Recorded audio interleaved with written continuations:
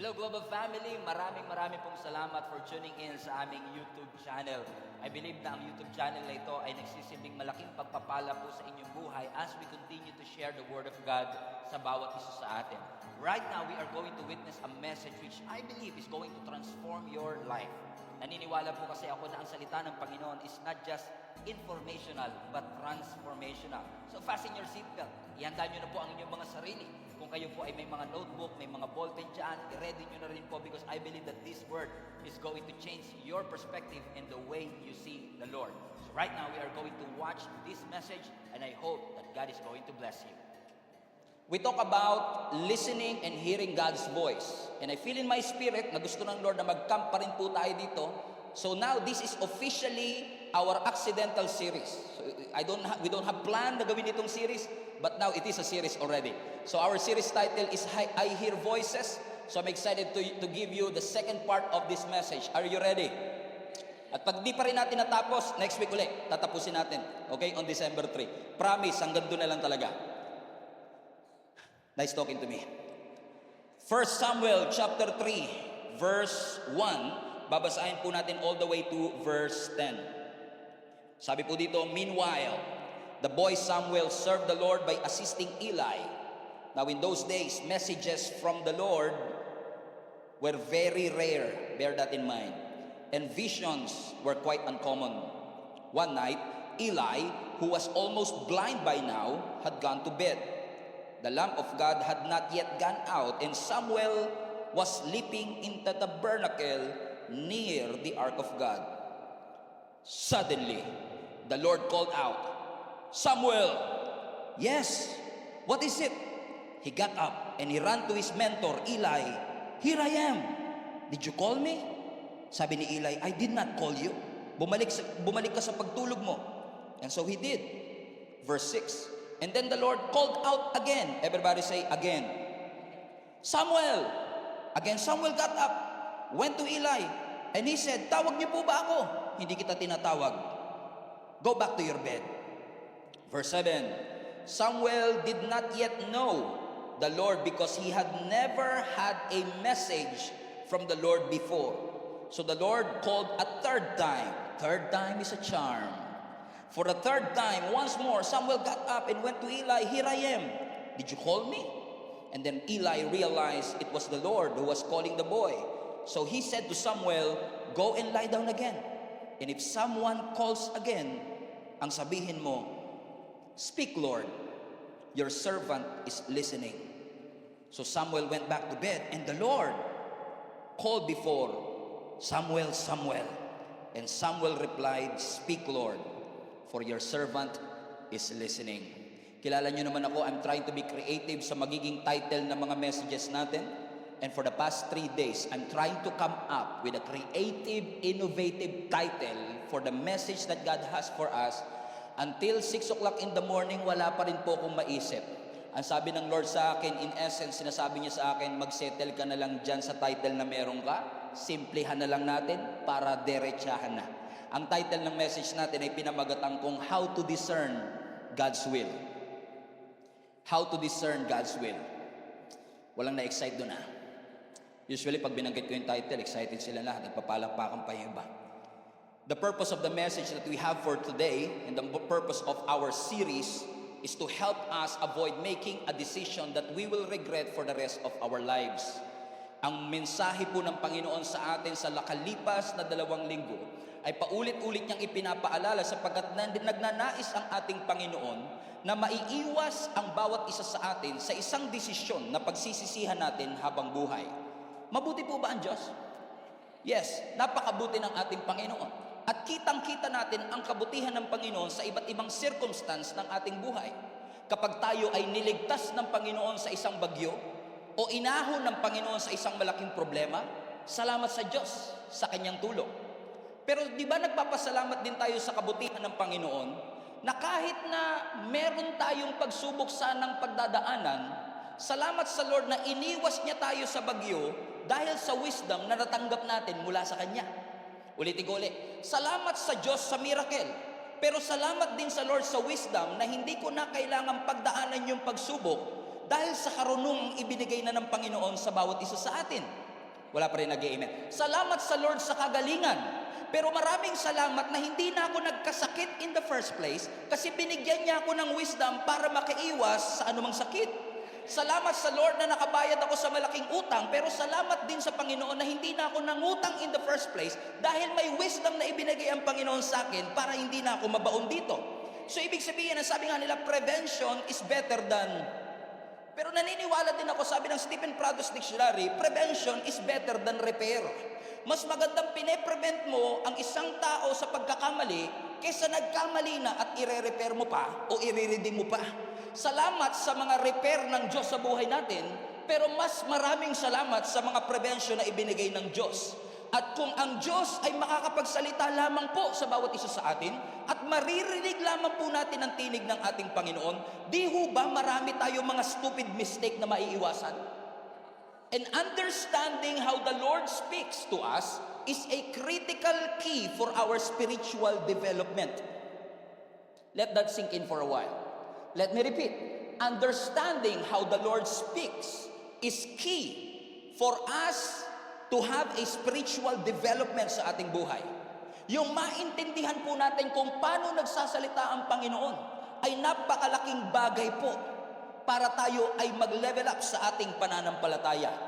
Bakit? Katulad ng pag-aaral natin last Sunday, the choices we make are usually influenced by the voice that we hear. The choice is influenced by the voice. Whoever has the mic, kung sino yung may dominant voice sa iyong buhay, yun ang madalas nating sinusundan. Kaya nga sabi ni Jesus Christ sa John 10:27, "My sheep listen to my voice. I know them and they follow me." So ang atin pong gusto, mga kapatid, ma-distinguish natin yung boses bang naririnig ko si Lord talaga o ito'y kagustuhan ko lang? Kalooban ba ito ng Diyos o kalooban ko lang ito? Tahimik ba talaga ang Panginoon o hindi ko lang gusto yung sagot niya sa buhay ko? Kailangan natin ng discernment. Everybody say discernment. Medyo malalim lang yung salitang discernment, pero ang ibig sabihin ng discernment, by the way, discernment is a gift. And discernment is the ability to see what's behind the scenes. Let me repeat. Discernment is the ability of a person to see something that is behind the scenes. Iba yung nakikita ng normal, iba yung nakikita mo behind the scenes. Ibig sabihin, hindi siya nakikita on the surface, pero nadidiscern mo. There is something going on behind the scenes. Ibig sabihin, kapag ang isang Kristiyano ay may gift of discernment, naliligtas tayo sa mga pagpili na gusto lang natin, mga pagpili na preference lang natin. Kumbaga, kung may discernment, alam mo na kagad, will to ng Diyos. Kapag may discernment, alam mo na kagad, kagustuhan ko lang to, pangarap ko lang to, feelings ko lang yung nagsasalita, experience and education ko lang to, at hindi talaga kalooban ng Panginoon. Pero how many among you would agree with me, hindi po komplikadong malaman ang kalooban ng Diyos? Hindi po ako naghang. Tinignan ko lang po kung nandyan pa kayo. Amen? Because especially in Christian world, we overcomplicate the word God's will. Ang salitang God's will o kalooban ng Diyos na abuse at na misused, lahat na lang kalooban ni Lord. Kalooban ni Lord na ikaw ang mapakasalan ko. Kalooban ng Diyos na ipahiram mo sa akin ang kotse mo. Kalooban ng Diyos na ipag-grocery mo ako. Kalooban ng Diyos na magpastor ako. Lahat na lang God's will. And those words, God's will, usually pag sinabi sa iyo ng tao, kalooban ng Diyos, may magagawa ka pa ba? Kasi nga naman, kalooban na raw ng Panginoon. That's why that word, God's will, have been misused and abused. Sasabihin ng ibang tao sa iyo, kalooban ng Diyos yan na naghihirap ka. Ito talaga narinig ko sa pastor, kalooban ng Diyos na may cancer ka. It was abused, it was misused. Para bagang ina-associate natin na kapag may mga struggles sa ating buhay, kapag may challenges tayong nararanasan, kaya ako nagkasakit, kalooban to ng Diyos. Kaya malubha yung sakit ko, inalaw ng Diyos to para parusahan ako. Tinatapik lang ako ng Panginoon. May sinasabi lang ang Panginoon sa akin. Posible, pero posible ring wala. Posible rin na hindi kalooban ng Diyos yung hirap na nararanasan mo, kundi consequences lamang ng maling desisyon. Hindi kasi lahat ng mga sorrow, struggle sa ating buhay ay epekto ng kalooban ng Diyos. Minsan kaya tayo naghihirap kasi meron tayong series of choices na nagkamali, and as a consequence, naapektuhan ang ating kinabukasan. Hindi mo naman pwedeng isisi lagi kay Lord yan. Si Lord naman pinapahirapan ako. Kalooban ba talaga ng Diyos na maghirap ka? Tingin mo ba ang Diyos nandun sa langit at tinitignan ka? Saya-saya ng batang to, no? Pahirapan natin. Bigyan ng problema yan. Tingin nyo ba ganyan ng Panginoon? Brutal ba ang Diyos? Cruel ba ang Diyos na sasabihin niyang pahirapan niyan, bigyan niya ng cancer, bigyan niya ng malubang sakit, hayaan mo mabaon niya sa utang? No, it's not God's will for us. Amen. In fact, mga kapatid, hindi mo pwedeng i-associate ang kalooban ng Panginoon sa mga pangit na bagay sa iyong buhay. Naalala ko dito si Naomi sa scripture. Bihira mabanggit si Naomi sa mga Bible studies, pero si Naomi po ay mother-in-law ni Ruth. At itong si Ruth ay si Naomi ay nawalan ng asawa. To cut the long story short, maraming tragedy ang nangyari kay Naomi. And then si Naomi kasi foreigner siya sa isang lugar, at dahil sa mga hirap na kanyang naranasan, gusto niya na uling magbalik bayan. Nung nagbalik bayan siya, yung mga kapitbahay niya tuwang-tuwa. Uy, nagbalik na si Naomi. Naomi, kamusta? At tingnan niyo ang sagot ni Naomi sa Ruth chapter 1 verse 20. Ang sabi niya, "Huwag niyo akong tawaging Naomi. Don't call me Naomi," she responded. "Instead, call me Mara." Now, the word Mara, yung pangalang Mara, ibig sabihin niyan bitter. Mara Clara. Kaya nga si Mara, di ba, ginugulpe sa pelikula. Siya yung kawawa. Kasi ang ibig sabihin ng Mara, mapait, bitter. Na yung salitang Naomi, ang ibig sabihin, princess. So ayaw niya na magpatawag ng princess. Sabi niya, wag niyo akong tawagin princess. Tawagin niyo akong mapait. Bakit daw? Watch this. "For the Lord Almighty has made life very bitter for me." Oh, that's interesting. Ang sabi ni Naomi, si Lord ang nagpahirap sa akin. Kagagawan ito ng Panginoon. Ano sabi niya pa? "I went away full, but the Lord has brought me home empty." Nung umalis ako dito, ang dami-dami kong pera. Nung umalis ako dito, ang dami-dami kong pag-aari. Ngayong uuwi ako, walang-wala ako. Bakit niyo pa ako tatawaging Naomi?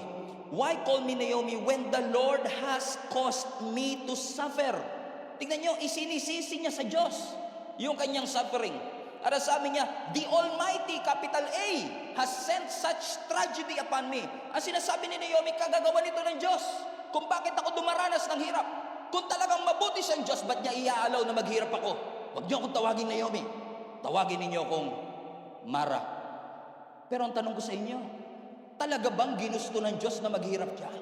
Talaga bang ginusto ng Diyos na siya ay maghirap sa kanyang buhay? Hindi. Ang definisyon ng God's will, sabi ng Romans chapter 12 verse 2, the will of God is always good, pleasing, and perfect. Tingnan niyo to, good, pleasing, and perfect. Ang will ng Lord, GPP. Ano yung GPP? Good, pleasing. So kapag tinanong ka, ano ba ang kalooban ng Diyos sa buhay ko? God's will for me is good, pleasing, and perfect. So yung nangyari kay Naomi, hindi yun ang kagustuhan ng Panginoon. So wag natin i-associate na porket may karahasan, kung porket may aksidente o trahedya sa ating buhay, ay kalooban ito ng Diyos na mangyari sa aking buhay. Kaya tuloy ang mga Pilipino ngayon, para ma-reverse itong God's will daw, na nahihirapan sila, maghahanap tuloy ng ibang Diyos para magpala sa kanila. Sabi mo sa katabi mo, fasten your seatbelt, papunta na si pastor sa'yo. Amen? Dahil in-associate natin na kaya ako naghirap dahil kay Lord, so ngayon naghahanap tayo ng ibang Lord na magpapala sa atin. Kaya maraming Pilipino, paniwalang-paniwala sa pampaswerte. Feng Shui, Fairy Godmother, Zodiac Sign. Ang kanilang destiny ay nakasalig dun sa paglinya ng mga bituin. Ang sabi ng aking zodiac sign, ngayong araw na ito, suswertehin ka ba? Suswertehin ako ng araw na ito. Kaya yung buong araw niya, paniwalang-paniwala siya talaga doon. Isinasalig natin, naghahanap tayo ng Diyos na kapara bagang magre-reverse ng mga tragedy sa ating buhay. Kaya pag pakiramdam mo malas ka, maglagay tayo ng pusang hip-hop. Alam niyo yung pusang hip-hop? Gumagano na pusa sa mga tindahan, pusang hip-hop. Diba, na wala namang alam gawin kundi magganon lang. Pero kapag pinagpala at kapag dumaki ang negosyo, pag dumami ang, dahil yan sa hip-hop na pusa. Biruin mo, walang ginawa yung pusa kundi magaganon lang. Siya pa ang may pakinakong bakit ka pinagpala. Bakit naghahanap tayo? Kung ano-ano sinasabit natin sa pintuan, sa bakod natin, sa bintana natin, pampaswerte ito. Pero tatandaan nyo, anything that reminds you of the deity of God is an idol. Anything. It is an idolatry. Because it's very clear. Sinabi ng scripture sa atin. Last week, kung hindi nyo napanood, nasa YouTube na ngayon. Paano natin malalaman ang God's will? God's will is found in God's Word. Wala nang iba. Dito po natin malalaman ang kalooban ng Panginoon. Iko-confirm ng salita ng Panginoon at magkakaroon ng kapayapaan sa iyong puso.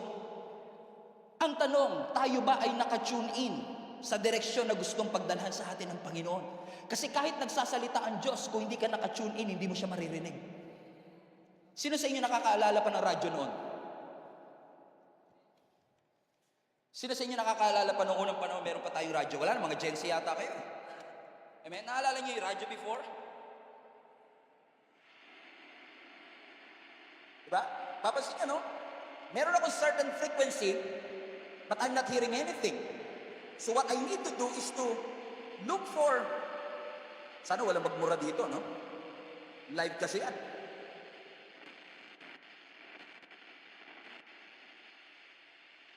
Gumagana ba talaga to?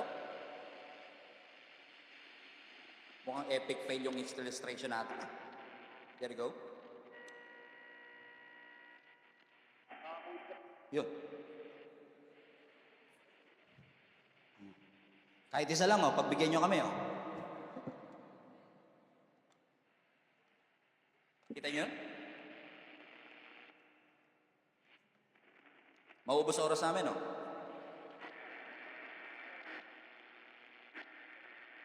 Papasin nyo mga kapatid, man, we are trying to fine-tune,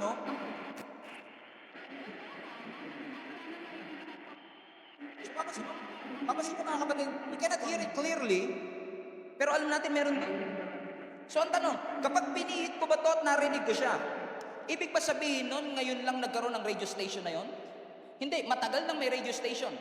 Kanina pa siya nagsasalita, pero hindi ko siya naririnig kasi hindi ako naka-tune in sa frequency niya. So, hindi yan ngayon lang ginawa. Matagal nang meron doon, kanina pang umaga siya nagsasalita, pero hindi ko siya marinig. Bakit hindi ko siya marinig? Kasi mali yung frequency na meron ako. So, ibig sabihin, in order for me to really hear the voice of God, in order for me to have an accuracy, for my spiritual ears to hear the Word of God, I have to fine-tune and make sure that I'm on the right frequency. Naunawaan niyo mga kapatid? So it's very important for us to ask the question, so ngayon pag-uusapan natin, paano natin mai-improve yung ating accuracy to hear clearly the voice of the Lord? Pag-uusapan natin ngayon mga kapatid is, paano natin madidetect ang presensya ng Diyos? Paano ma-heighten yung ating ability to hear the Word of God? Paano natin malalaman at maririnig ang boses ng Panginoon para hindi natin ma-miss ang mga regalo, mga milagro at sorpresa ng Panginoon na Kanyang ibinibigay sa bawat isa sa atin? Everybody say, I am ready for this. So una, para tayo ay makapag-fine-tune at siguraduhin natin nasa tama tayong frequency, you have to check your number one, closeness. Everybody say closeness. So closeness is very important. Bakit po? Ang sabi ng 1 Samuel chapter 3, yung text natin today, the lamp of God had not yet gone out, and Samuel was sleeping in the tabernacle near the ark of God. So alam natin ang story kanina. Si Samuel narinig niya ang boses ng Panginoon 3 times. Pero ang tanong, bakit niya narinig? Kasi ang sabi ng scripture, yung kanyang tinulugan is actually in the tabernacle near the ark of God. And if you are a Christian, alam nyo na ang ark of God symbolizes what? The presence of God. So yung proximity mo sa presence ng Lord ay magbibigay ng accuracy para marinig mong malinaw ang boses ng Diyos. At para sa lahat ng mga bashers ko dyan na kinukuha lang tong clip na to nilalagay sa TikTok, kaya tuloy na babash ako, wala naman akong kaaway, gusto ko lang sabihin na pag sinabi nating closeness, we are not referring to a physical demographic closeness.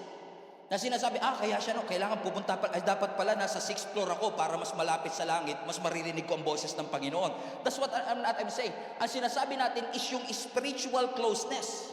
Yung spiritual intimacy natin sa Panginoon. Yung proximity mo sa presensya ng Diyos ang susi para marinig mo ang kanyang boses.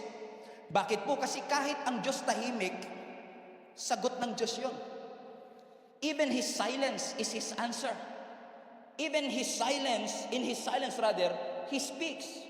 Kaya kapag ang Diyos nagsalita, kailangan focus tayo. Tune in tayo sa sinasabi ng ating Panginoon. At kung hindi ka magiging purposeful na maging close kay Lord, kung hindi mo gugustuhin na maging malalim ang relationship mo sa Panginoon, hindi mo mapipinpoint ang mga distractions sa iyong buhay. Tahimik ah. Amen? Bakit? Kasi kapag ikaw ay purposeful, alam mo, distraction lang to. Kung gustong-gusto mo talagang yumaman, alam mo yung mga bagay na hindi makakatulong sa pagyaman mo. Alam mo, distraction lang to. Nag-guess nyo? Naalala nyo pag may mga exam tayo before, in-announce yung exam 2 weeks ago, pero hindi ka muna magre-review? Kasi matalino ka eh. Scholar ka eh. Kaya magre-review ka on the night of the examination.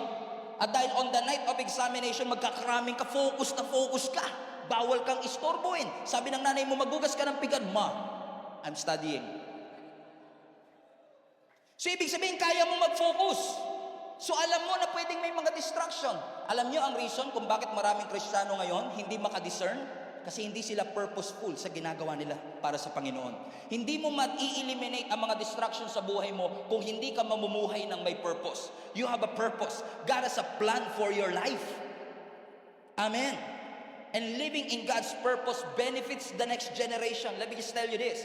Kapag ikaw ay namuhay ng may purpose, kahit yung mga anak mo makikinabang. Kapag ikaw ay purposeful, pati mga apo mo makikinabang. In fact, the moment that you said yes to the Lord, maraming tao nag-benefit dahil sa yes mo.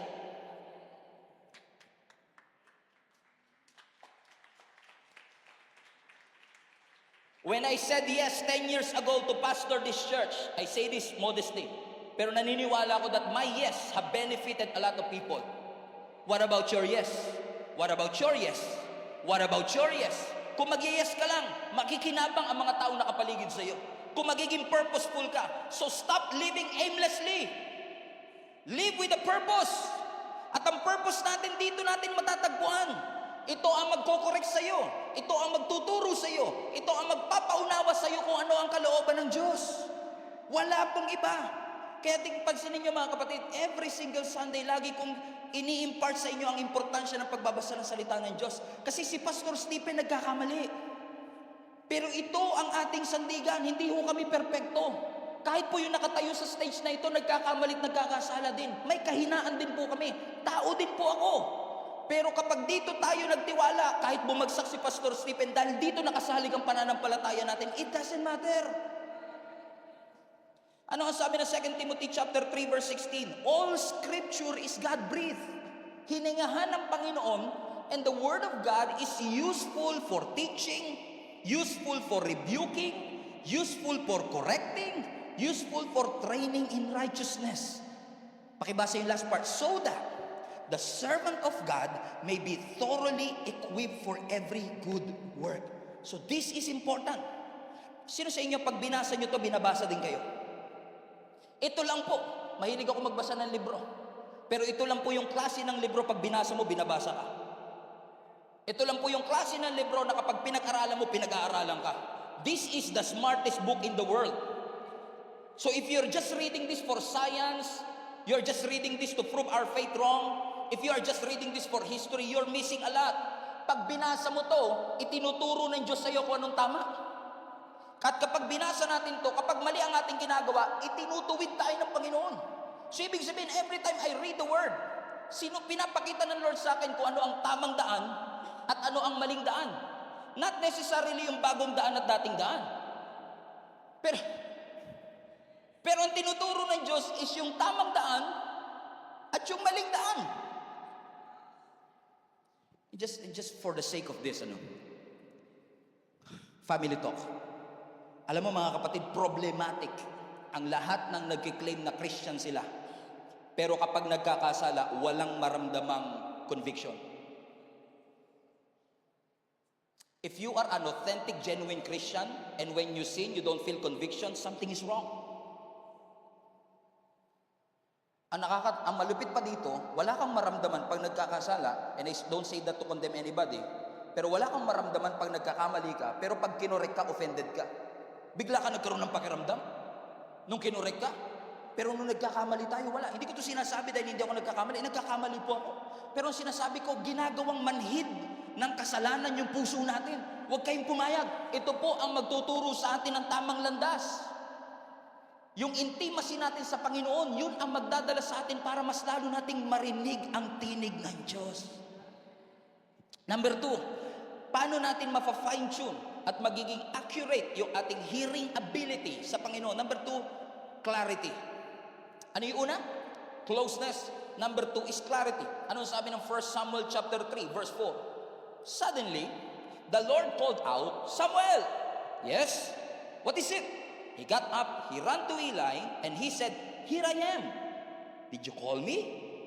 Sabi ni Eli, hindi kita tinawag, bumalik ka sa iyong pagtulog. 3 beses ito nangyari, no? Si Samuel natutulog, tinawag siya ng Panginoon. Watch this, narinig niya yung boses, pero hindi niya kilala. So malabo. Amen? Narinig ko, may narinig akong prompting, pero hindi ko sure. Akin ba yun? O si Lord na yung nagsasalita sa buhay ko? Agree? So sa panahon, ito ang tip ko sa inyo, sa panahon na malilito ka, saan ka pupunta? Facebook? Poll tayo. Survey lang po. Tingin nyo si Lord to? O ako lang to? No. You go back to the Word of God.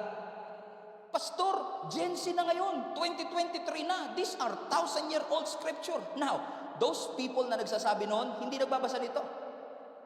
Kasi kung binabasa mo to, alam mo kung gaano to ka-relevant sa ating generation. Because ang sabi ng scripture, the Word of God is alive and active. And I can prove that to you. Na this simple, quote and quote, para sa nakikinig sa Spotify, this simple Bible scripture na nabibili mo sa National Bookstore is the solution for your physical, emotional, and spiritual needs.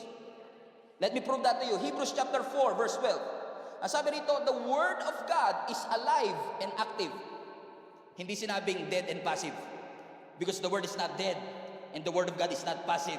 Kahit na 2023 na, I can tell you that this Word of God can speak to you relevantly sa ating kapanahunan ngayon.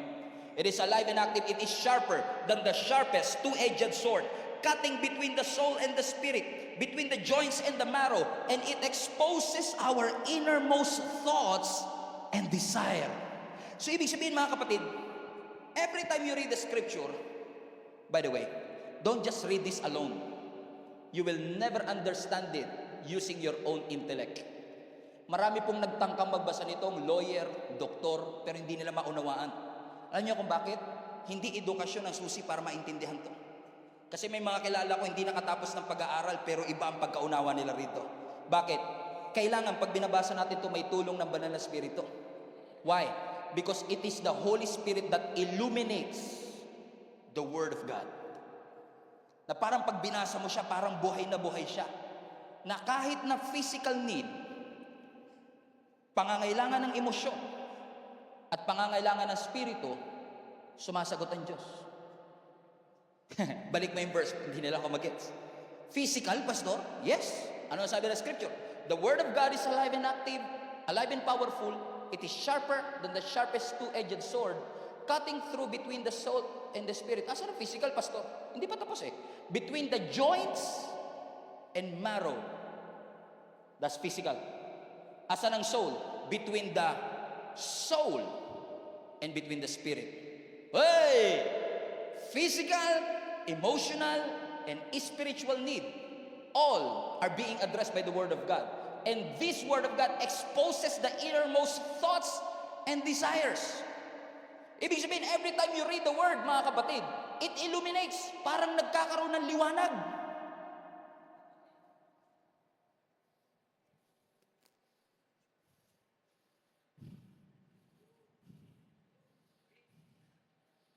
Halimbawa, nagugas ka ng pinggan, pumasok ka sa isang kwarto, patay ang ilaw, kakadayat mo, nangayayat ka, di ba? Kakadayat mo, yung singsing mo nalaglag. Gumulong ngayon sa madilim na kwarto. Ano ang una-una mong gagawin? Buksan ng ilaw. Very good. Pagbukas mo ng ilaw, ang tanong ko, pagbukas mo ng ilaw, Yung ilaw ba, iilaw lang sa singsing mo?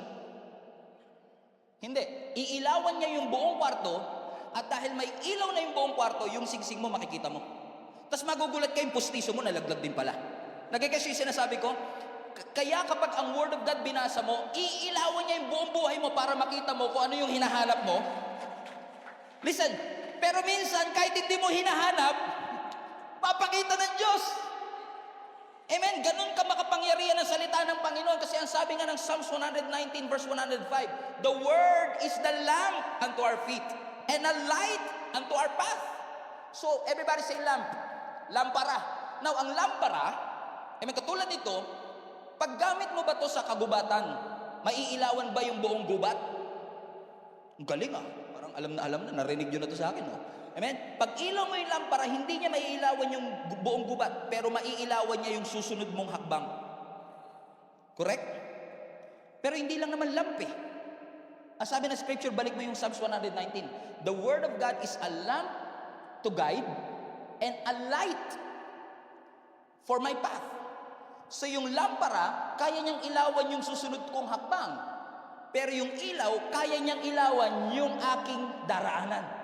So ibig sabihin, anumang pangangailangan ko para sa next step, kaya ng Biblia. Anumang pangangailangan ko for the next 2 years, kaya ding ipakita ng salita ng ating Panginoon. Ibig sabihin, ang Word of God hindi lang short term.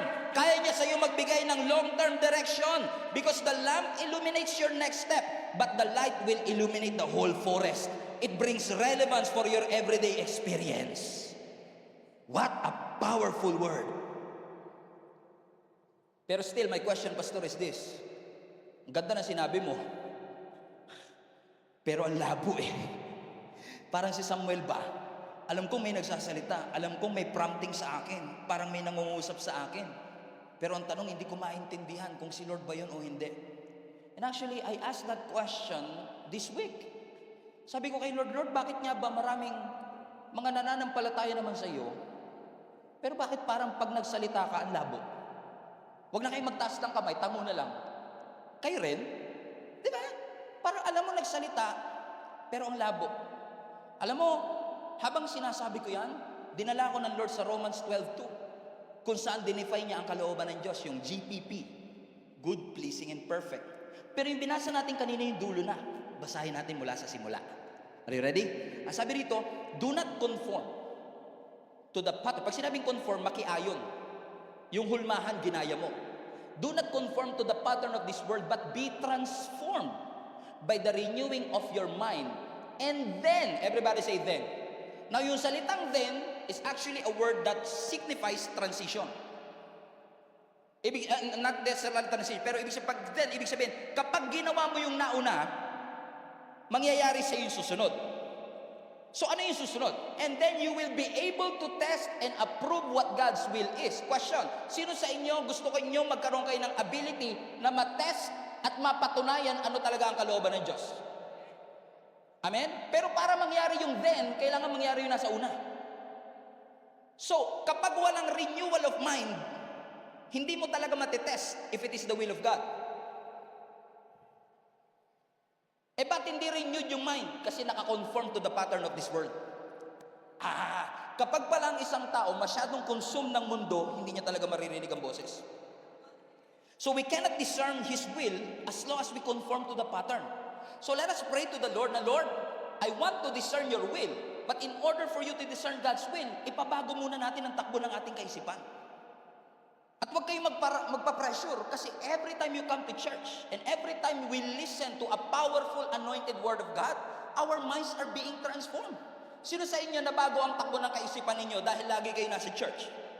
Dahil subscriber kayo ng GSMNB? Amen? Bakit? Because every time you hear the word of God, your mind is being transformed. Ibig sabihin, you cannot discern His will. Hindi mo malalaman kung peke o totoo. Kasi nga, masyado kang lubog sa peke, hindi mo ma-discern yung totoo. Amen. Naalala ko kami ni Jenny, no, nung nag-anniversary kami nitong October lang, pumunta kami ng Hong Kong. Second time na namin yata pumunta ng Hong Kong. And, pero hindi pa namin nararating, sa lahat naman nakapunta na ng Hong Kong, hindi pa namin narating yung tinatawag na The Peak. Kung saan dun sa The Peak, makikita mo yung buong Hong Kong, yung pinaka skyline ng buong Hong Kong from above. Pero hindi namin alam na dun pala sa The Peak, meron pang isang tourist attraction na tawag is Madame Tussauds. Kung saan yung Madame Tussauds is actually a wax museum ng mga famous people. So, ginawan nila ngayon ng wax figure, halimbawa yan, si Angelina Jolie, si Brad Pitt, si Nicole Kidman, si The Rock, andun din si Pia Wurtzbach in honor of Miss Universe, kasi kaka-Miss Universe lang, di ba? And then andun din si Catriona Gray, na kung mapapansin nyo, lalo pag sa personal mo siya tinignan, pag malayo, kala mo talaga totoo siya. Kaya minsan, dahil parang totoo, pag nagpa-picture ka, para talagang kasama mo siya. At sinubukan kong magsalita, kinamusta ko siya, kamusta Pia? Hindi siya nagsalita. Kasi kamukha niya si Pia, pero hindi siya buhay. So pag nagsalita ako, hindi siya magre-reply. Ano ang reason kung bakit minsan salita ka ng salita, wala nagre-reply? Baka mali. Yung iyong tinitignan na inakala mong totoo. You are looking for peace sa mga bagay na hindi makakapagbigay ng peace. You are looking for joy sa mga bagay na hindi makakapagbigay ng joy. Hindi porket nagbakasyon nakakapagpahinga. Lalo kung ikaw yung nagbayad. Hindi porket natulog tayo sa pinakamagandang kama ay guarantee na magkakaroon tayo ng malalim na... No. Amen? We can only find true rest, peace, and joy to the only source in the Word of God, which is alive. It may look the same, but it's not alive. Lalo po si Satan, fluent po yan sa pandaraya. Magaling pong mandaya yan, kapatid. Kaya kailangan nating ma-discern kung ano ang kalooban ng ating Panginoon. Because your ability to obey and hear the Word of God is crucial for you to receive the miracles of the Lord. Let me repeat. Your ability to hear and obey is tied up to your miracle. Your ability to hear and obey is tied up to your breakthrough. Do you want breakthrough in your life? Learn to hear. Learn to obey. Amen? Sige, Pastor, gagawin ko yan. Makikinig ako sa Panginoon. Inya lang, gusto ko lang klaruin, balansehin lang natin.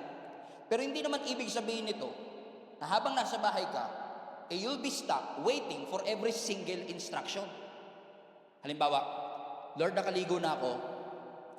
Ano pong isusuot kong t-shirt? Meron po kong gray, may white, tsaka may black. Speak, Lord, for your servant is listening. Lord, saan ako magpa-parking? Tatlo po yung parking spot dito. Saan po ako? Lord, I will wait for you. Naunahan ka na. May nakapag-park na. Kakaantay mo. Amen? Kakasabi mo, ano Lord ang aking susuot? Na-late ka na sa appointment mo. Marami sa atin hanggang ngayon tinitignan natin na ang kalooban ng Lord is usually singled out with this minute details of our life. Anong apartment po ang aking kukunin?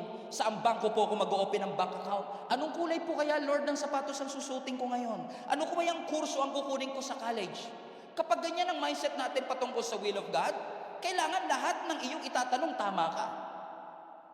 At kung maitama mo man lahat, ang bagal mo. Kasi every single decision, you have to ask God, is this your will? No. The guidance is the Word of God. Let me repeat, the guidance is the Word of God. Sino po kaya, Lord, ang papakasalan ko? The guidance is the Word of God. Anong kurso po ang aking kukunin? Lord, reveal. Hanginan mo po, hanginan niyo po. Hanginan niyo po, Lord. Ilagay mo po doon. Ilagay niyo po doon. Kung ilalagak mo ang iyong pananampalataya sa hangin, hindi ka makakausad, kapatid. Amen? Now, ang will ng Diyos diretso, ang will ng Diyos malinaw. Yung choices natin everyday ay dapat in relation dun sa kalooban ng Panginoon. May narinig ako illustration, gusto ko i-share sa inyo. Halimbawa sa highway. For example, this highway. Now, this highway goes to this direction and this highway goes to that direction. And many of us are stuck na hindi tayo makapag-decide kasi nga inaantay natin ang will ng Lord. Na nagtatanong ka, Lord, saang lane po ako pupwesto? Sa inner lane? Sa middle lane? O sa outer lane? Ang sabi ng Diyos sa'yo, anak, kahit saan, Basta yung highway papunta sa tama. Basta yung highway papunta sa kalooban ng Diyos. So kapag tinanong mo ang Panginoon, Lord, ano pong t-shirt ang aking susuotin? Ang sabi ng Lord, wag mo nang sayangin ang oras mong kakatanong. Kahit ano, anak. Basta yan ay makakapagbigay kaluguran sa Panginoon. Siyempre, kung yung t-shirt mo nagpo-promote ng violence, kung yung t-shirt mo nagpo-promote ng wrong sexuality, malamang hindi kalooban ng Lord. The guidance is in the Word. Pero kung kulay lang naman pinag-uusapan natin, Pastor, iniiwasan ko kasi yung itim kasi demonic yan, di ba? Satanista yung mga itim na yan, di ba? Lahat po ng kulay, si Lord ang lumikha. So minsan nagtatanong ka, Pastor, ito sana all talaga to. Pastor, 3 nanliligaw sa akin. Sana all. 3 po nanliligaw sa akin. Sino po ba? Yung matangkad? Yung maputi? O yung mayaman? Ikaw ngayon, gulong-gulo ka. Sana all, gulong-gulo. Yung iba naman, stress na stress. Wala pa rin dumarating, ha? 30 plus na ako, wala pang dumarating. Buti ka na lang, at least 3 pa manliligaw mo, eh. No, 3, yung maputi, yung matangkad. O, sabi naman ni Lord sa atin, yan bang 3 na yan, kumilala kay Kristo? Yan ba ay mananampalataya ni Kristo? Opo, Pastor. O di kahit sino sa kanila. Kung sino ang gusto mo, tatanungin ka na Lord, gusto mo ba? Opo. Gusto ka ba? Hindi po. O yun, problema talaga yan. Pag hindi ka gusto ng gusto mo, yun ang malaking problema talaga. Huwag mo na ipilit yan. Pero kung kayo naman ay parehong Kristyano, nagpapakalalim sa harapan ng Panginoon, genuine at authentic ang inyong pananampalataya, regardless yan kung sino, may mga personal standards and preference ka. Halimbawa, kasama sa criteria mo yung mabango. Siyempre, sino ba naman ang gusto ng mabaho, di ba? Gusto mo mabango. Amen? Pero hindi na sasabihin ng scripture, ang pakasalan mo, yung mabango. Wala dyan sa Bible yan. Amen? Pero may certain highway na sinasabi ang Panginoon. Ito yung direksyon na dapat mong tahakin. Ngayon, kung sino sa 3 na yan, ikaw na bahala. Sabi mo sa katabi mo, pinalaya ka. Walang specific destiny sa karamihan ng mga bagay na pinagdadaanan natin. At sabihin natin, Lord, gusto ko na po mag-enroll. Ano po ba dapat? Architecture or business administration? Ang sabi ng Panginoon, anak, ang kalooban ko, makapagtapos ka ng pag-aaral. Architecture man yan, business administration man yan, engineering man yan, kung ano gusto mo, enroll ka. Basta ang kalooban ng Diyos, makapagtapos ka ng pag-aaral. So technically speaking, God's will is whatever. As long as papunta ito sa will ng ating Panginoon. Paano ko malalaman kung tama yung highway? The guidance is the Word.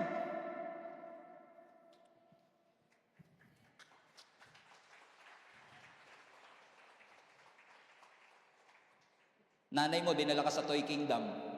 Sana all nakakapag-Toy Kingdom. Kami ngayon, dati, chatulang, tsaka tansyan. Tsaka yung mga chance, tanching. Muntik pang chancing masabi ko. Tanching. Di ba, naalala niyo yung panahon na yun, mga goma, mga Rio, rubber band, ganun lang laruan natin.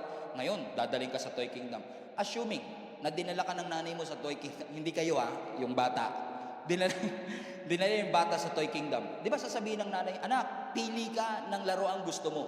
Pero wag to, wag to, wag to. Di ba? Ang daming choices, pero may mga specific boundary. Because boundaries are key to healthy relationships. Hindi po pwedeng masasabi mo mahal ka na walang boundary. Lahat may boundary. Amen? So, ang sasabihin ng Panginoon, okay, pwede mong piliin ng kahit anong laruan dyan, pero wag to, nakakakuryente to. Wag to, nakakahiwa ito. Wag to, baka malunok mo to, mabulunan ka. So, may mga pinipigilan ng Panginoon kasi makakasama sa'yo. So, kapag sinabi ng bata, gusto ko po to, makakahiwa sa'yo, gusto ko po to, huwag mo ipipilit. Kasi marami namang inalaan ng Panginoon eh. Ang sabi ng Lord kay Adam and Eve, pwede niyong kainin ng kahit anumang bunga ng puno dito sa Garden of Eden, except. Agree? Pwede kang pumunta sa lane na ito, wag lang sa highway na to. Comprende? So yun yung magbibigay sa atin ng clarity. Pero yung clarity, dependent sa intimacy. Kung hindi mo ito mababasa, hindi mo alam kung saan highway ka pupunta. So accuracy is found in your intimacy.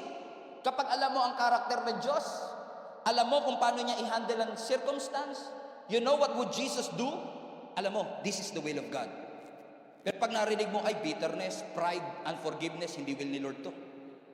Amen? Alam mo kaagad kung anong will ng Panginoon eh. Amen? Gusto niyo po bang maging klaro ang boses ng Diyos sa inyong buhay? Clarity. Gusto niyo bang magkaroon ng clarity? Open your Bible. Yung ipis nyo sa bahay, lahat born again na. Yun na lang nagbabasa. Gusto na nga magpa-water baptize noon. Oh, parang yung mga Starbucks journal, di ba? Excited na excited maghanap ng sticker. Di naman nagpa-plano. May planner, walang plano. Di ba? Basahin ang salita ng Panginoon para magkaroon ng clarity. Amen? Last but not the least, and we will end with this. Ano yung dalawang bagay na pwede natin gawin para magkaroon ng fine-tuning and clarity? Closeness. Pangalawa, clarity. Saan kayang letter nagsisimula yung pangatlo? Pangatlo, consistency. Consistency. Ang sabi ng 1 Samuel chapter 3 verse 8 to 9. So the Lord called a third time. Everybody say third time is a charm. Amen. So the Lord called again for the third time. Amen. At sabi niya, once more, Samuel got up and went to Eli. And he said, "Here I am. Did you call me?" And Eli realized it was the Lord who was calling the boy. So notice mga kapatid, 3 beses siyang tinawag, hindi niya ma-recognize yung boses ng Lord, pero yung kanyang mentor, yung kanyang leader na si Eli, sabi niya na-realize, teka lang, hindi kaya si Lord na yung nagsasalita sa'yo? So hindi na-realize ni Samuel, pero na-realize ng kanyang leader. Pasinin niyo, ilang beses siyang tinawag? 3. Alam niyo kung bakit? Kasi kapag gusto ng Diyos kuwanin ng attention mo, yung pagtawag niya consistent. Paulit-ulit niyang babanggitin yun sa'yo. Ipapakita ng Diyos. Balik mo yung verse 1. Because ang sabi ng verse 1, nung panahon na yun, ang Word of God is very rare. Pansinin niyo, no? Those days, messages from the Lord were very rare. Uncommon.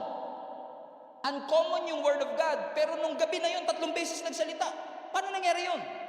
Very rare siya, hindi nagsasalita ang Panginoon. Pero nung gabi na yun, 3 beses. Bakit? Gusto ng Diyos kuwanin ng attention ni Samuel. Ibig sabihin, if you want confirmation, kung yan talaga ang pagtawag ng Panginoon, ang God's confirmation is a series of confirmation. Ibig sabihin, kapag nakarinig ka ng so-called tinig, hindi lang yan isang beses. Iko-confirm niya yan sa mga taong nakapaligid sa iyo. Iko-confirm niya yan sa mga circumstances ng buhay mo. Hindi ko alam kung nakaka-relate kayo. I don't want to be superficial. I just want us to live in the supernatural. Pero may mga pagkakataon, for example ako, Lord, ano ang gusto mong message namin na pag-aralan on Sunday? Amen? Hindi po isabihin natin, kung ano mabuksan ko, Lord, yun na. Hindi. The Lord has to speak. And sometimes I receive a prompting to the Lord, okay, Lord, you want us to talk about hearing God's voice. Pero pagbukas mo ng TV, biglang mangungusap sa'yo, hearing God's voice. Pag nagbasa ka ng magazine, hearing God's voice. Pag nakita mo sa Facebook, hearing. It is a consistent reminder. Kaya nakukonfirm mo kasi paulit-ulit. Naunaman niyo mga kapatid, because God has the ability to use even yung mga tao nakapaligid sa iyo. Si Samuel hindi niya ma-distinguish yung voice, pero ginamit ng Lord yung kanya leader. Kaya minsan pag hindi mo marinig, hindi mo maintindihan, malabo, tanong mo leader mo. Tanong mo yung mga spiritual authority sa buhay mo. Kasi minsan baka mamaya gustong-gusto mo lang, pero may nakikita sila na red flag. So kung hindi siya confirm sa lahat, maaaring hindi. Sinasabi ng Panginoon sa bawat isa sa atin, you need mature believers in your life that will confirm the calling of God in your life. Lalo kung yung sinasabi mong boses ng Diyos, pinagpapastor ka. Pinagpapastor po ako ng Diyos. Pinapag-resign po niya ako sa trabaho para ako'y makapagpatuloy sa Panginoon. Sure ka bang si Lord talaga yan? O baka gusto mo lang ng platform? Kasi kung gusto ka talaga ng Lord na maging pastor, i-confirm niya yan sa maraming tao. Alam niyo, bago ako naging pastor, it took me 3 years to say yes. You know why? Because I have to confirm it to different people. And I don't want to ask them. Sila mismo ang lalapit sa akin. Tinatawag ka ng Lord na magpastor. Tinatawag ka ng Panginoon para bitawan mo ang trabaho mo at ikaw ay mag-full-time para sa ministry. It will be confirmed consistently. Paulit-ulit.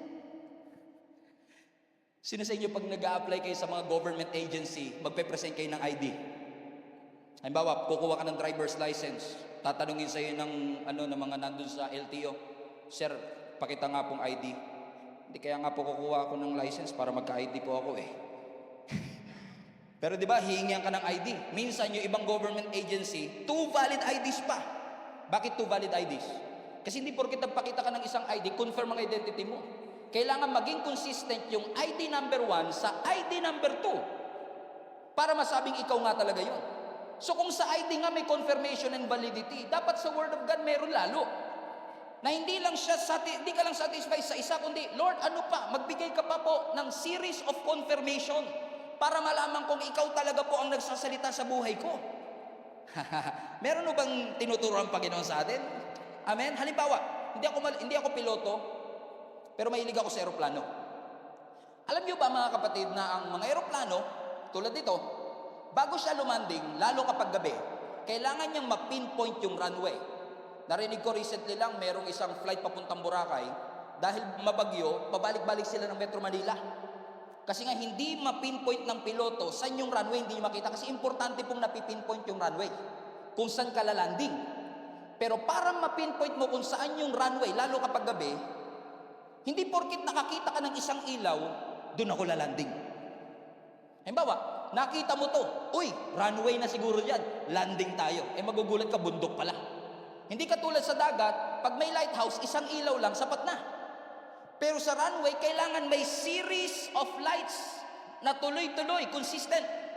At yun ang magsasabi sa yung nasa tamang runway ka. Comprende? So ganun din sa will ng Lord. Kung yung piloto nga maingat na maingat sa landing, dapat maging maingat ka rin kung ano magiging desisyon sa buhay. Para yung series of confirmation mula sa Panginoon, hanggat wala yung confirmation, wag mong ituloy. Kasi ang Diyos magkukonfirm.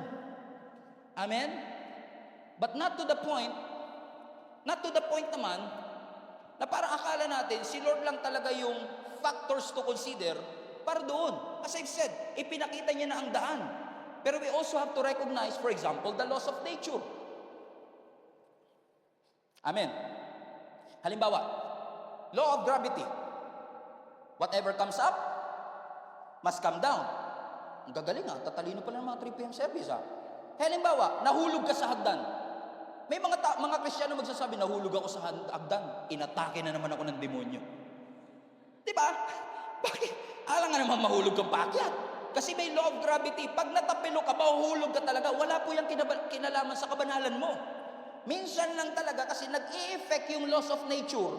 Pero hindi ibig sabihin kalooban ng Diyos na ikaw ay bumagsak.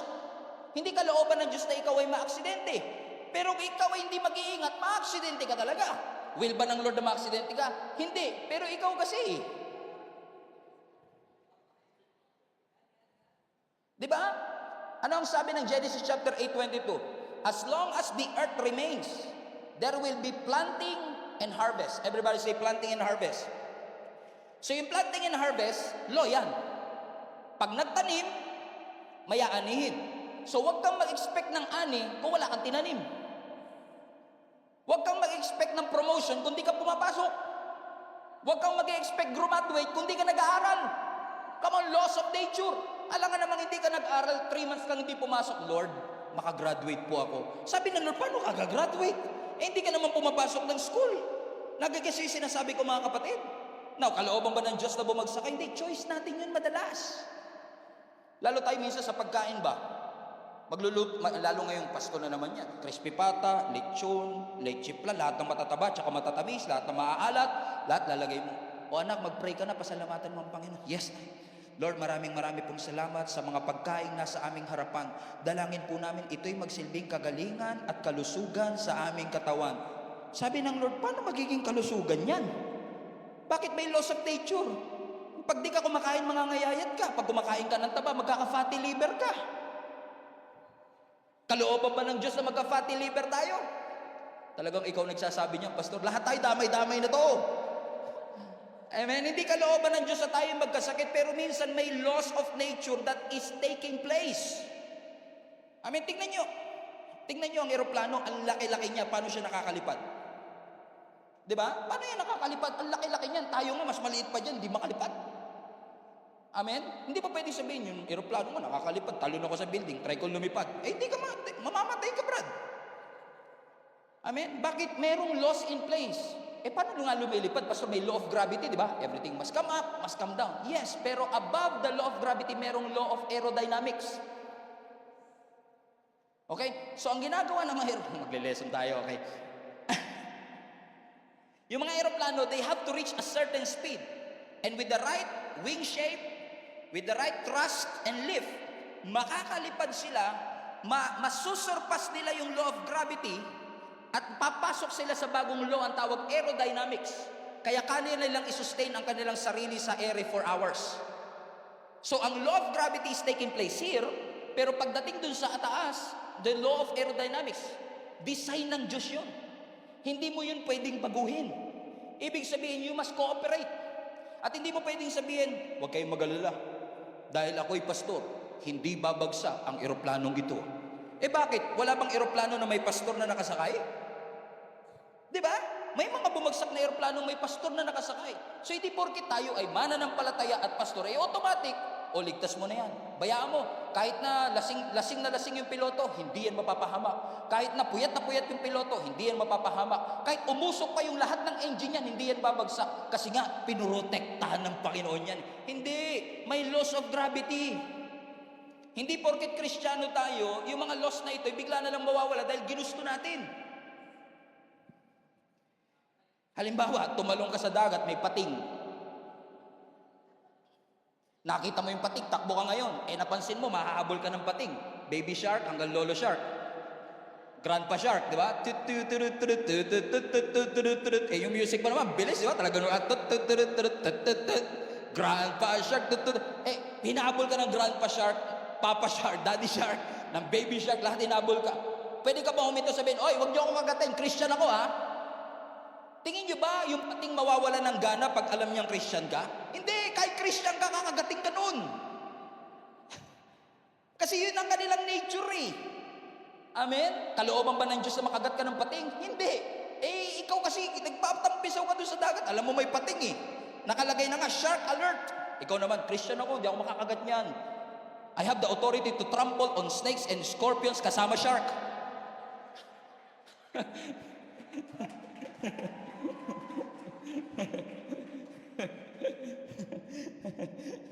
Wala. Natawa rin ako sinabi ko. Bakit ko yan sinasabi mga kapatid? Kasi we have to understand. May kalooban ng Panginoon sa ating maganda. Pero meron din pong effect yung ating mga actions and choices. Amen? Hindi porkit binasted ka, kalooban ng Diyos na mabasted ka. Bakit di mo lang ginalingan sa panliligaw? Baka hinatid mo hanggang kanto lang.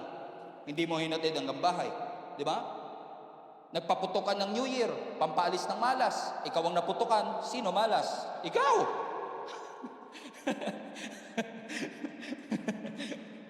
Di ba? Kung nagpaputok ka ba, mapuputok ka ba yung kamay mo? Hindi. Sisisihin mo ba ang Panginoon ng Lord naman? Nayaan ako. Sabi ng Lord, ikaw kasi nagpapaputok ka eh. Di ba? Alam mo na nga, binawal na nga ni President Di ba? Kasi sinasabi ko, may laws of nature na involved. Kaya kailangan natin i-consider din ito na hindi lahat ng trahedya sa ating buhay ay kalooban ng Panginoon. Now, sana hindi kayo umalis lahat at inantay niyo yung tagpong ito. Kasi gusto kong balansehin na kaya ng Diyos pigilan ng laws of nature kasi ang Diyos mas makapangyarihan. Yes, dahil sa kapabayaan ng piloto, pwedeng bumagsak ang eroplano. But God can miraculously save you. Pero ang tawag doon, miracle. At ang miracle, hindi araw-araw nangyayari. Kasi kapag ang miracle, araw-araw na nangyayari, hindi na milagro yun. Diba? Kasi kung araw-araw na, hindi na siya milagro. Normal na siya. Pero hindi mo pwedeng i-angkla na, I believe in miracle, magpapabaya na ako. Okay lang gumawa ako ng wrong choices. Diba? Dahil si Daniel, pumasok sa Lions Den, hindi siya kinagat ng lion. Try ko rin, pupunta ako sa Manila Zoo. Pupunta ako sa lion. Sasabihin ko, kung nangyari kay Daniel, mangyayari din sa... Hindi ka patapos, dilapa ka na. Amen? Anong sinasabi ko mga kapatid? God is a miracle working God. What I'm trying to say is this. Nagkamali man tayo ng desisyon sa nakaraan. Hindi man tayo nakinig sa instruction. Hindi man tayo nakinig sa prompting. Hindi man tayo naging close kay Lord. Hindi man natin inantay ang clarity. Hindi man natin inantay ang consistency. Nakapag-asawa tayo ng mali. Nakapag-asawa tayo ng maaga. Nalugi tayo sa negosyo. Nabaon tayo sa utang. nagkaroon tayo ng relationship issue, nagkaroon ng struggle sa inyong pamilya, but God has the power to work all things together for the good of those who love God. Gusto ko kayo mga kapatid na mabuhayan ng pag-asa na kahit tayo ay nagkamali noon, ang Diyos natin ay may kakayahang ayusin ang lahat ng bagay na nangyari sa atin. Hindi man natin mabago ang nakaraan, pero pwede mong baguhin ang iyong kinabukasan. You just have to rely more and trust more to the Lord, and He shall direct you your path. You cannot change what's behind you, but you can always change what is in front of you. And that the best days of your lives are always in front of you. The best days of your lives are always ahead of you.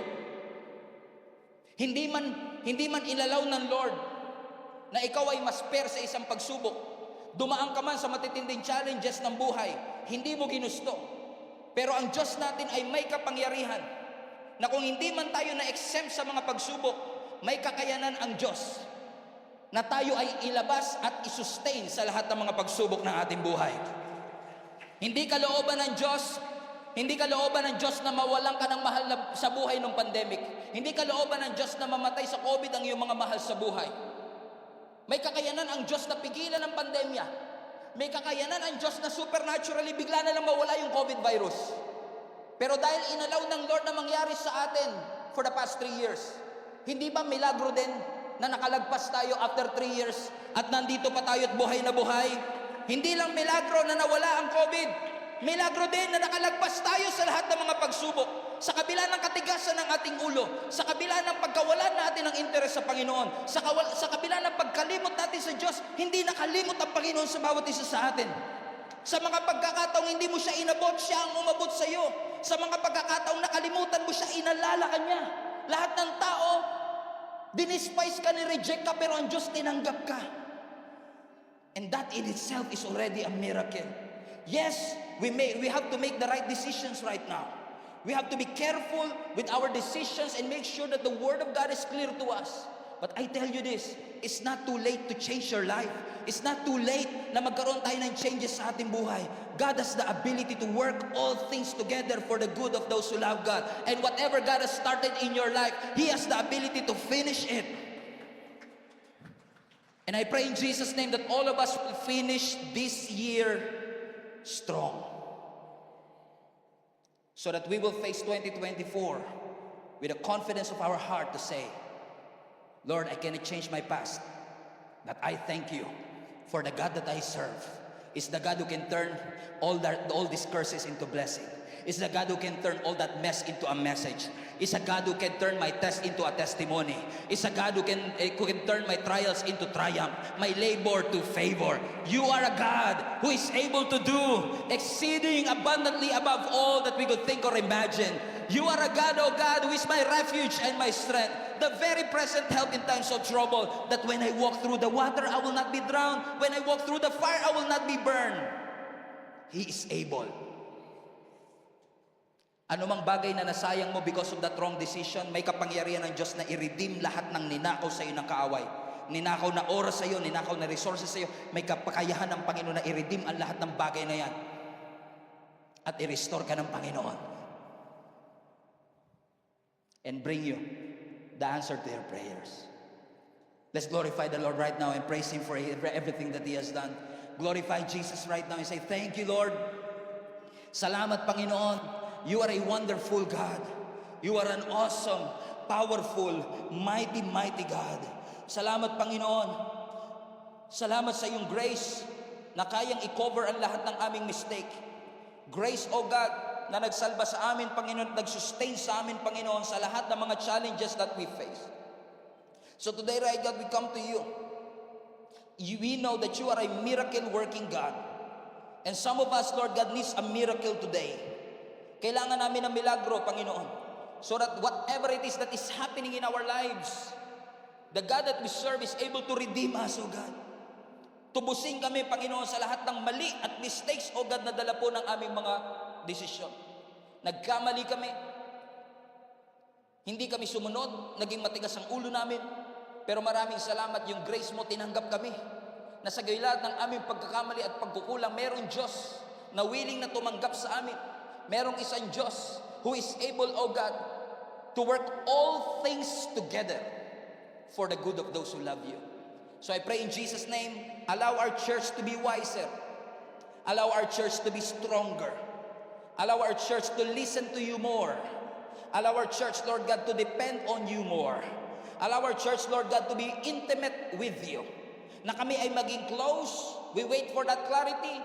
And we discern, oh God, that consistency. In order for us, oh God, to have the accuracy of our spiritual ear to listen to what you are saying. All glory belongs to you. I'm excited, oh God, for all the testimonies that this message will bring sa buhay ng bawat isa sa amin. Thank you, Jesus. Lahat po ng papuri at pagsamba ay para sa iyo. Sa matamis na pangalan ni Jesus, ang lahat ng anak ng Diyos, sumigaw ng amen. Hello Global Family, you made it this far. Once again, marami pong salamat for tuning in, and I pray na yung salita pong ating napakinggan ay makapagbigay po ng conviction at malalim na revelation sa inyong puso upang mai-apply po natin sa ating buhay so that transformation will happen in our life. If this ministry have been a blessing into your life, I want to encourage you to share this video to some people that you know na maaaring nangangailangan din katulad mo ng mensaheng ito. In fact, I want to take it a little bit further, mga kapatid, and invite you to partner with us. If this video, if this ministry have been a blessing to you, I know in the future, it will be a blessing to somebody else as well. That's why if you want to partner with us financially, para maipagpatuloy po natin ang ginagawa ng Panginoon through Gia Kamanava, iniikayat ko po kayo to partner with us. Pumunta lang po kayo sa aming website, gia7b.com/give. At lahat po ng mga ways that you can support, ways that you could give, para po sa ministry ito, ay makikita po ninyo doon. You can give through GCash, debit card, credit card, bank remittances, at maging mga bank transfer. So, ano pang inaantay ninyo? Support the ministry, mga kapatid, para mas marami pa tayong maabot at mapuno po talaga natin ang langit. In fact, I want to take this opportunity as well. If you have been watching the video for quite some time, wala po kayong church na kinakabilangan, and you want to deepen your relationship with the Lord, I want to encourage you to join our link-up groups. Ginagawa po namin yan in person or online. If this is impossible para po sa inyo na makapunta dito sa amin physically or in person, we have an online link-up group na ginagawa po namin sa iba't ibang dako ng mundo. If you want to be part of the link-up groups, ito po ay small groups na aming ginagawa kung saan ang bawat isa sa atin ay nagpapalakasan para ihatid tayo sa spiritual growth. Kung nais po ninyong makasama rito, all you have to do is go to our website, gia7b.com/linkup. Ilagay nyo lang po kung saang location kayo naroroon. And I'm sure na meron po mga link-up groups na nababagay po at suwak po sa time zone ninyo kung nasaan man po kayo naroroon. Once again, marami pong salamat for reaching this far at naabot nyo po ang part ng video na ito. And I hope sa mga susunod pang video, mapagpala pa tayo ng lubos ng ating Panginoon. Keep spreading the word of God. Punuin natin ang langit and let us fight for our family.